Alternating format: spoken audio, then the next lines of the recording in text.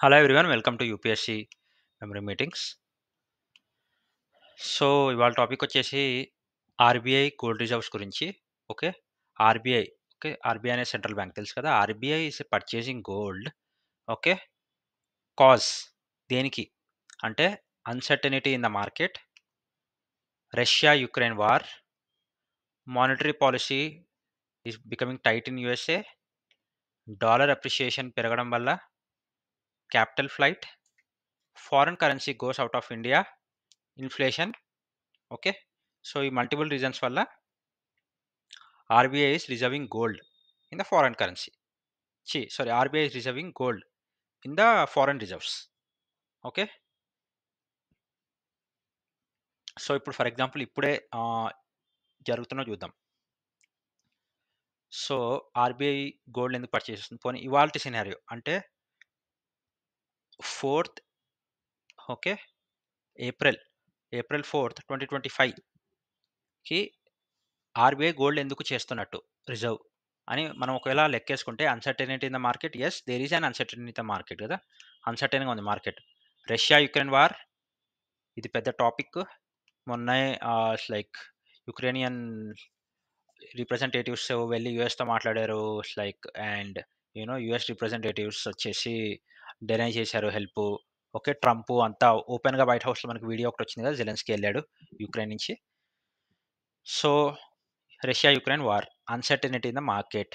Okay, maybe AI అనుకోండి, uncertainty in the market అంటే AI వల్ల జాబ్స్ లూజ్ అవుతున్నాయని. Russia Ukraine war. Okay, monetary policy is tight in the USA. Monetary policy is tight in the USA.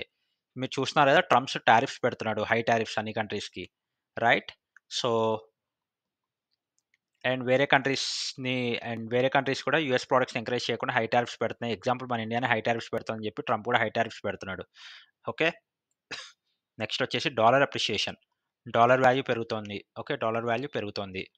Capital flight అంటే మనకి ఏదైతే assets ఉన్నాయో, okay, for example ర్యాపిడ్గా outflow అయిపోవడం, assets కానీ capital పెట్టుబడులు కానీ లేకపోతే ఆస్తులు కానీ కంట్రీ నుంచి బయటకు వెళ్ళిపోవడం. మన వాళ్ళే వెళ్ళిపోతున్నారు కదా బయటికి కంట్రీ నుంచి. పొలిటికల్ ఇన్స్టెబిలిటీ ఉండడము, కరెన్సీ డివాల్యుయేషన్ అయిపోవడము, అలా మల్టిపుల్ రీజన్స్ ఉంటాయి క్యాపిటల్ ఫ్లైట్స్కి. ఇప్పుడు చాలామంది బయటకు వెళ్ళి సెటిల్ అవుతున్నారు. ఓకే, బయట కంట్రీస్ గ్రీన్ కార్డ్స్ కోసం, పర్మనెంట్ రెసిడెన్సీ కోసం ట్రై చేస్తున్నారు. యూఎస్ అని చెప్పి, ఎంఎస్ అని చెప్పి వెళ్ళిపోయి అక్కడే ఉంటున్నారు. సో అలా చాలామంది క్యాపిటల్ ఫ్లైట్ చేస్తున్నారు కదా.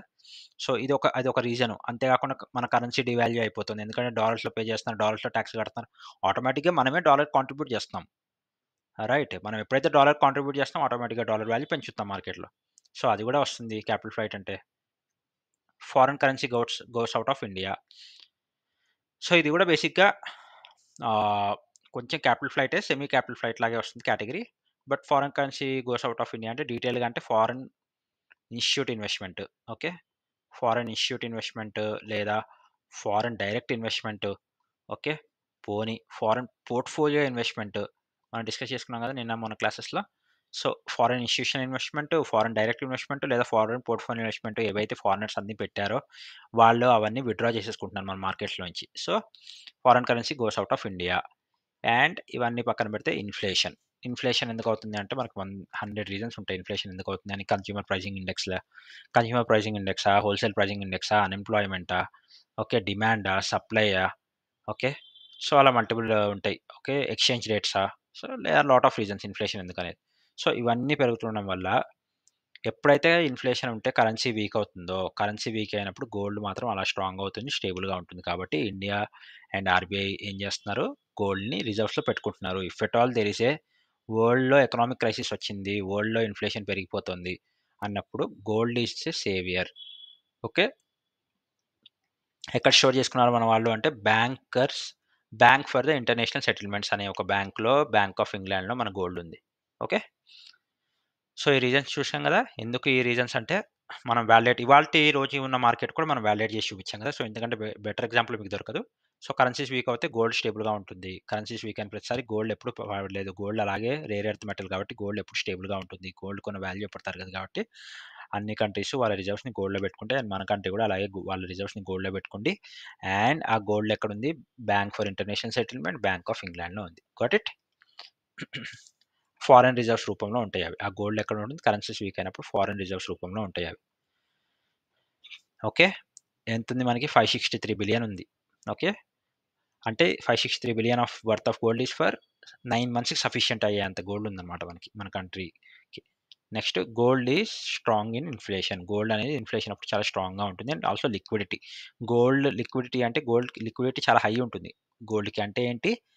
గోల్డ్‌ని నువ్వు కన్వర్ట్ చేసుకుంటే దాని ఇన్‌స్టాంట్ క్యాష్ వస్తుంది నీకు. ఇన్‌స్టాంట్ క్యాష్ లిక్విడిటీ అంటే ఏంటి? ఇన్‌స్టాంట్ క్యాష్ ఏదైతే వస్తుందో that comes under high liquidity asset. High liquidity అసెట్‌లో ఏముంది? మనకి గోల్డ్ ఉంది. గోల్డ్‌ని కన్వర్ట్ చేసినప్పుడు ఇన్‌స్టాంట్ క్యాష్ వస్తుంది కాబట్టి హై లిక్విడిటీ. ఓకే. సో, ఇక్కడ ఇన్‌ఫ్లేషన్ రాసుకున్నాం కదా! ఇంకోటి డాలర్ స్ట్రాంగ్ అవ్వడం. మనం ఇందాక మాట్లాడుకున్నాం డాలర్ ఎందుకు స్ట్రాంగ్ చేస్తామంటే క్యాపిటల్ ఫ్లైట్ అది ఇది ఎక్సెట్రా అని అక్కడికెళ్ళి చదవడం, అక్కడ పెట్టుబడులు పెట్టడం, ఇట్స్ లైక్ అక్కడ కంపెనీస్ ఏమైనా స్టార్ట్ చేయడం. అలా 100 రీజన్స్ వస్తే దానివల్ల మనం టాక్స్ డాలర్‌లో కడతాం అంటే డాలర్ స్ట్రాంగ్ అవుతుంది అంతే. ఎన్ఆర్ఐస్ చేస్తున్నారా? ఇక్కడి నుంచి ఎళ్లి అక్కడ కొంటున్నారా? పెట్టుబడులు పెడుతున్నారా? అక్కడ స్టాక్ ఎక్స్‌చేంజ్‌లో పెడుతున్నారా? It doesn't matter. At the end of the day dollar is getting strong. So, and దానికి డాలర్‌కి ఆల్టర్‌నేట్‌గా ఉన్న మార్కెట్‌లో ఏమి ఉందంటే ఆల్టర్‌నేట్ గోల్డ్ ఉంది. Got it?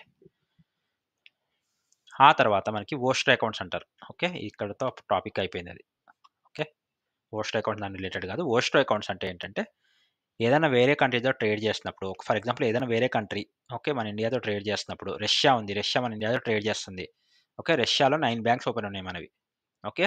సో, వాళ్ళతో మనతో ట్రేడ్ చేసినప్పుడు మన ఇండియన్ బ్యాంక్‌లో మనీ వేయాలి అంటే, అక్కడ మన ఇండియన్‌కి రిలేటెడ్‌గా రష్యాలో 9 బ్యాంక్స్ ఉన్నాయి కదా! ఆ 9 బ్యాంక్స్‌లో ఉన్న వోస్టర్ అకౌంట్‌లో మనీ ఎయొచ్చు రష్యా. ఓకే. సో, అదే వోస్టర్ అకౌంట్. ఫారెన్‌తో ట్రేడ్స్ చేసినప్పుడు మన ఇండియన్ బ్యాంక్స్‌లో కరెన్సీ వేయాలంటే అక్కడ ఫారెన్‌లో మన బ్యాంక్స్‌లో వోస్టర్ అకౌంట్ ఓపెన్ చేసుకుంటే ఆ కంట్రీ గవర్నమెంట్ ఆ వోస్టర్ అకౌంట్స్‌లో మనకి డైరెక్ట్‌గా మనీ ఎయొచ్చు. సో, వోస్టర్ అకౌంట్ పర్పసే అది. Got it? Okay. For example dollar to rupee sell or buy జరిగినప్పుడు, బై స్వాప్ జరిగినప్పుడు RBI sells dollar. Okay. Notes కొంచెం పక్కకు జరుపుతాను. Yeah! So, dollar rupee sell or buy ఏదైనా జరిగినప్పుడు మనం వాళ్ళ దగ్గర తీసుకున్నప్పుడు స్వాప్ జరుగుతున్నప్పుడు 2 okay. RBI sells dollar to the bank and reduce the inflation. Okay. ఇది మనం ఆల్రెడీ డిస్కస్ చేసుకున్నాం. మార్కెట్‌లో ఆర్‌బీఐ ఎలా చేస్తుంది? Open market operations, market stabilisation scheme అని చెప్పి టాపిక్స్ ఉన్నాయి మనకి. ఇంపార్టెంట్ టాపిక్స్ కింద యాడ్ చేశాను మన ప్లే లిస్ట్‌లో. అండ్ షార్ట్స్‌లో కూడా ఉన్నాయి. ప్లీజ్ చూడండి. మళ్ళీ నేను చెప్పగలను. But it it eats our time. మన టైమ్ తినేస్తుందది. Okay. I want to cover as much as possible. I want to cover efficiently as possible. So, నేను మళ్ళీ ఇది చెప్పడం వల్ల డైవర్ట్ అయిపోయి మీరు టాపిక్ మెయిన్ కాన్సెప్ట్ డైవర్ట్ అయిపోతారు. అందుకే నేను చెప్పను. జస్ట్ చిన్నగా చెప్తాను. RBI cells dollars from forex to the banks. Okay. అప్పుడు బ్యాంక్స్ ఏం చేస్తాయి? డాలర్స్ పర్చేజ్ చేస్తాయి. డాలర్స్ పర్చేజ్ చేసినప్పుడు బ్యాంక్స్‌లో మనీ అయిపోతాయి. బ్యాంక్స్‌లో మనీ అయిపోయినప్పుడు ఏమవుతుంది? ఓకే. లోన్స్ లాంటివి ఇవ్వడానికి ఉండదు. లోన్స్ లాంటివి ఇవ్వడానికి ఉన్నప్పుడు ఏమవుతుంది? మెన్, ఇండస్ట్రియలిస్ట్‌లు వాళ్ళు బిజినెస్ తగ్గుతుంది. బిజినెస్ తగ్గినప్పుడు ఏమవుతుంది? వేజెస్ తగ్గుతాయి. వేజెస్ తగ్గినప్పుడు ఏమవుతుంది? ఓకే. మార్కెట్‌లో మనీ ఫ్లో తగ్గుతుంది. మార్కెట్‌లో మనీ ఫ్లో తగ్గినప్పుడు ఏమవుతుంది? ఇన్‌ఫ్లేషన్ కంట్రోల్‌లోకొస్తుంది. Clear? Got it? Next currency swap agreement. Currency swap agreement అంటే శ్రీలంక కంట్రీ ఉంది. So, topic currency swap agreement. మనం చేసుకున్నాం కొన్ని కంట్రీస్. శ్రీలంకతో ఏముందంటే take help. Currency swap agreement కింద take help friendly country from foreign reserves. Gives money from Sri Lankan currency on low interest. Okay. So, ఎప్పుడైనా currency swap అగ్రీమెంట్‌లో శ్రీలంక కంట్రీతో మనం చేసుకున్న డీల్ ఏంటంటే టేక్ హెల్ప్. అదొక మన ఫ్రెండ్లీ కంట్రీ. ఓకే. వాళ్ళ ఫారెన్ రిజర్వ్స్ నుంచి మనీ తీసుకొని శ్రీలంకన్ కరెన్సీలో లో ఇంట్రెస్ట్ మనం ఇవ్వచ్చు లేదా వాళ్ళు మనకిస్తారు. That's a friendly agreement. Bilateral trade supplies. Okay. Bilateral trade surplus అంటే export high, import low. Exports high చేస్తున్నాం, ఇంపోర్ట్ లో అవుతుంది. దాన్ని బైలాటరల్ ట్రేడ్ సర్ప్లస్ అంటారనమాట. ఓకే. ఆహ్, సో, అది ఎప్పుడైనా సరే కరెంట్ అకౌంట్ దాని నుంచి 3% ఆఫ్ జీడీపీ ఉండాలి. Got it? నెక్స్ట్ సో, ఇది లైన్ తీసేసేయండి. ఆ తర్వాత మనకి NIIP net international investment position. Total stock of assets. NIIP అంటే ఏంటి? నెట్ ఇంటర్నేషనల్ ఇన్వెస్ట్‌మెంట్ పొజిషన్ అంటే total stock of assets for Indian economy. Okay. అంటే ఎన్ఐఐపి అంటే నెట్. ఎన్ అంటే నెట్, ఐ అంటే ఇంటర్నేషనల్, ఐ అంటే ఇన్వెస్ట్‌మెంట్, పి అంటే position. Okay. India own this assets in the foreign countries. Net international investment position మనది ఏదైతే ఉందో అంటే నెట్ ఇంటర్నేషనల్ ఇన్వెస్ట్మెంట్ పొజిషన్ అంటే ఇండియా, ఓకే, టోటల్ స్టాక్స్ కానీ రిజర్వ్స్ కానీ అసెట్స్ ఏవైతే ఇండియా ఎకనామిక్ ఉన్నాయి ఫారెన్ కంట్రీస్లో, బేసిక్గా దాని అర్థం నెట్ ఇంటర్నేషనల్ ఇన్వెస్ట్మెంట్ పొజిషన్ అంటే. So India own the assets in the foreign countries ఎన్ని, okay, foreign own the assets in India ఎన్ని, okay. NIIP net international investment position పాజిటివ్లో ఉందంటే India owns assets abroad is high comparing with that foreign country. మనము శ్రీలంకలో ఎక్కువ assets hold చేస్తాం, okay, comparing with Sri Lanka holding assets on India. మనం శ్రీలంకలో ఎక్కువ ఆస్తులు పోగు చేస్తాము, ఎక్కువ హోల్డ్ చేస్తాం అసెట్స్. కంపారిటివ్లీ శ్రీలంక మన ఇండియాలో తక్కువ ఆస్తులు పోగు చేస్తుంది. అప్పుడు ఎన్ఐఐపి పాజిటివ్లో ఉన్నట్టు, ఎందుకంటే మనం ఎక్కువ చేస్తాం కదా వాళ్ళకంటే అసెట్స్ హోల్డ్. అదే ఎన్ఐపిపి నెగిటివ్ ఎప్పుడు ఉంటుందంటే ఇండియా అనేది ఆ కంట్రీలో లెస్ అసెట్స్ హోల్డ్ చేస్తుంది, బట్ ఆ కంట్రీ అనేది మన ఇండియాలో ఎక్కువ అసెట్స్ హోల్డ్ చేసినప్పుడు ఎన్ఐఐపి నెగిటివ్ ఉంటుంది. Got it? సో ఈ క్లారిటీ వచ్చింది కదా మనకి ఎన్ఐఐపి అంటే ఏంటి అని చెప్పి. Net international investment position, okay, మనం అవతల కంట్రీలో ఎంత చేస్తున్నాము, ఏంటి అసెట్స్ ఎంత పోగు చేస్తున్నాము. Got it? అంటే ఎన్ఐపి పాజిటివ్. వాళ్ళు మనకంటే తక్కువ హోల్డ్ చేస్తున్నాం, మనం ఎక్కువ హోల్డ్ చేస్తున్నాం అంటే ఎన్ఐపి పాజిటివ్. అదే వాళ్ళే ఎక్కువ హోల్డ్ చేస్తున్నాం, మనం తక్కువ హోల్డ్ చేస్తాం వాళ్ళ కంట్రీలో అంటే ఎన్ఐపి నెగిటివ్. ట్రేడ్ అగ్రిమెంట్స్లో ఫస్ట్ వచ్చేసి సెపా అంటే ఏంటి? కాంప్రహెన్సివ్ ఎకనామిక్ పార్ట్నర్షిప్ అగ్రిమెంట్ అని ఉంటుంది. ఇండియా జపాన్ మధ్య ఉంది agreement. Goods services investment and people movement గురించి అగ్రిమెంట్ ఉంది, ఓకే. మనం డీటెయిల్స్ తెలుసుకోవాల్సిన అవసరం లేదు, just we should know what is the agreement about, okay. Next వచ్చేసి PTA trade agreement. PTA trade అంటే preferential trade, sorry cursor highlight అవ్వట్లేదు, okay. PTA trade అంటే ప్రిఫరెన్షియల్ ట్రేడ్ అగ్రిమెంట్. అంటే ఏదైనా గూడ్స్ ఇంపోర్ట్ చేసుకుంటే వాటి మీద కస్టమ్ డ్యూటీ తక్కువ ఉండాలని చెప్పి కంట్రీ చేసుకునే అగ్రిమెంట్. ప్రిఫరెన్షియల్ ట్రేడ్, ప్రిఫరెన్స్ అనమాట. ఈ పర్టికులర్ గుడ్ మీద ప్రిఫరెన్స్ ఇస్తున్నాం మనం, తక్కువ రావాలి, ప్రిఫరెన్షియల్ పేర్లో ఉంది కదా.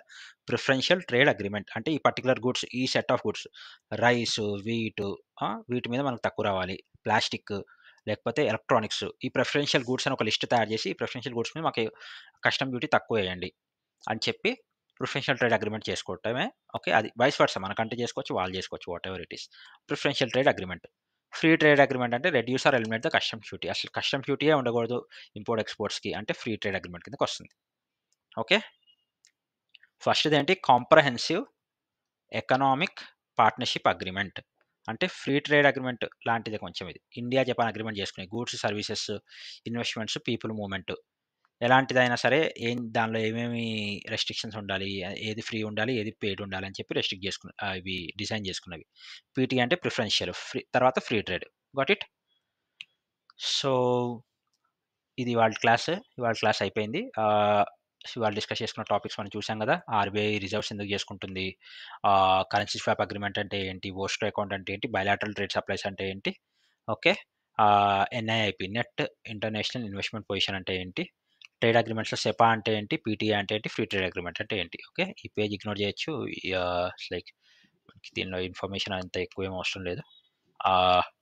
ఆ తర్వాత మనకి అయిపోయిందండి, లాస్ట్కి వచ్చేసాము. ఒక 1-2 క్లాసెస్ ఉంటాయి అంతే ఎకనామిక్స్లో. So last but not least మనకి కొన్ని బేసిక్ ఎకనామిక్స్ ఉన్నాయి, ఇవి ఒక 2-3 క్లాసెస్లో నేను ఫినిష్ చేసేస్తాను. Got it? సో దట్ మనకి బేసిక్ ఎకనామిక్ డెఫినేషన్స్ అన్ని తెలియాలి. ఇవన్నీ ఎన్సీఆర్టీ లెవెల్వి, బట్ మనం అన్నీ కవర్ చేస్తున్నాం, ఏది మిస్ అవ్వకూడదు కాబట్టి I'm discussing all this. So ఇవి ఒక 2 క్లాసెస్ 3 క్లాసెస్ మ్యాథ్స్లో కవర్ చేసేస్తాను, సో దట్ మన ఎకనామీ అయిపోతుంది. అండ్ 2-3 డేస్లో మ్యాథ్స్ ఎకనామిక్ కంప్లీట్ చేసేస్తాం. ప్లీజ్ ఎవరు మర్చిపోకుండా షేర్ చేయండి, లైక్ చేయండి, సబ్స్క్రైబ్ చేయండి, అండ్ చాలామంది ఆస్పిరెంట్స్ షేర్ చేయండి. ఎగ్జామ్ దగ్గర పడుతుంది. ఈ ఎకనామీ సిరీస్ చూస్తున్నంత వాళ్ళకి మెయిన్స్ కానీ ప్రిలిమ్స్లో కానీ చాలా ఆప్షన్స్ ఎలిమినేట్ చేసుకోవడానికి కానీ, లేకపోతే ఆప్షన్స్ పెట్టడానికి కానీ 90% ఆఫ్ ద ఎకనామీ వాళ్ళ హెడ్లో చాలా క్లియర్గా ప్రింట్ అయిపోతుంది. Concept oriented economics, okay, ratification కాదు. సో దయచేసి షేర్ చేయండి, మర్చిపోకండి. Thank you everyone, have a great day, bye.